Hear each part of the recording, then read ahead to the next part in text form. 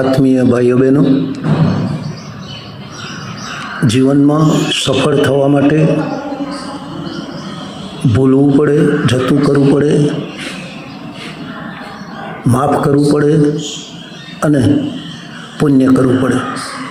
માણસ પોતાના જીવનમાં જો સતત શ્રેષ્ઠ કાર્યો કરતા રહે, સત્કાર્યો કરતા રહે, લોકમંગલના કાર્યો કરતા રહે, પીડિત માનવતાની સેવા કરતા રહે અને પ્રભુ પરાયણ બની અને પોતાના સ્વની ઓળખ માટે સદૈવ તત્પર રહી અને આત્માની ખોજ કરે, તે જ સાચો મરજીવો છે, તે જ સાચો જીવન જીવી અને લક્ષ્યને પ્રાપ્ત કરનાર એ મહાન યોદ્ધો છે.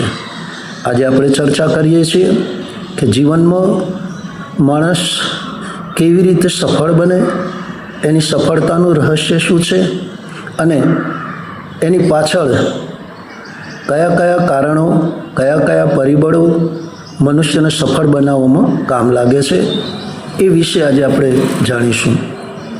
તો પ્રથમ તો આપણે જાણીએ તો એમ લાગે કે શું સફળતા મેળવવી એ સહેલી છે? શું સફળતાના શિખરો પ્રાપ્ત કરવા માટે ભાગ્યના ભરોસે બેસી રહેવું જોઈએ? તો જવાબ છે ના. સફળતા મેળવવી એટલી બધી અઘરી નથી કે જે ન મેળવી શકાય, પરંતુ તેનું મુખ્ય કારણ છે મનઃ એવ મનુષ્યાણામ કારણ બંધન મોક્ષયો. માણસનું મન જ તેને લક્ષ્યથી વંચિત કરે છે, સફળતાથી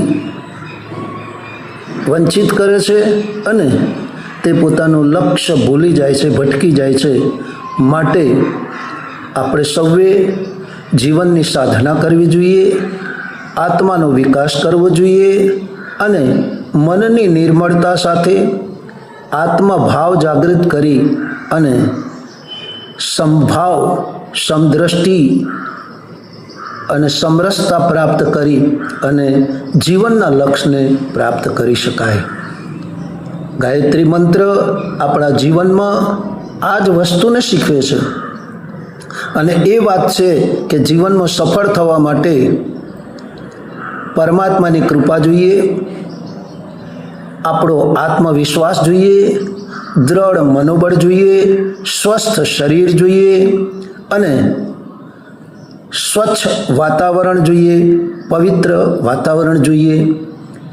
આ વસ્તુઓને આપણે પોતાની જાતે જ નિર્મિત કરવાની છે, જેના થકી મનુષ્ય મનથી, શરીરથી, અંતઃકરણથી એ પ્રફુલ્લિત રહે, આનંદિત રહે અને આત્માની એ ઉર્જા શક્તિને, પ્રાણ શક્તિને ધારણ કરી અને એ પોતે પોતાની અંદરની દિવ્ય શક્તિઓને જાગૃત કરે, જેથી કરી મનુષ્ય પોતે મહાન બને અને સફળતાના શિખરો સર કરી અને પોતાના લક્ષ્ય તરફ આગળ વધે. એવા ભાવ સાથે ભાઈઓ બહેનો, આપને આ વિડીયો ચોક્કસ ગમ્યો હશે તો આપ લાઈક કરો, શેર કરો, ફોલો કરો અને અમારી વિચાર ક્રાંતિ વીકલી ન્યૂઝ ચેનલને સબસ્ક્રાઈબ કરી અને આપણા મિત્ર મંડળ સુધી પહોંચાડો, જેથી કરી આપણને જીવન જીવવાની કળા, સફળતાના રહસ્યો અને સફળતાના શિખરો સર કરવામાં આપણને ધાર્મિક, આધ્યાત્મિક, સાંસ્કૃતિક અને દેવી શક્તિઓના અનુગ્રહ પ્રાપ્ત થાય. એવા ભાવ સાથે અસ્તુ.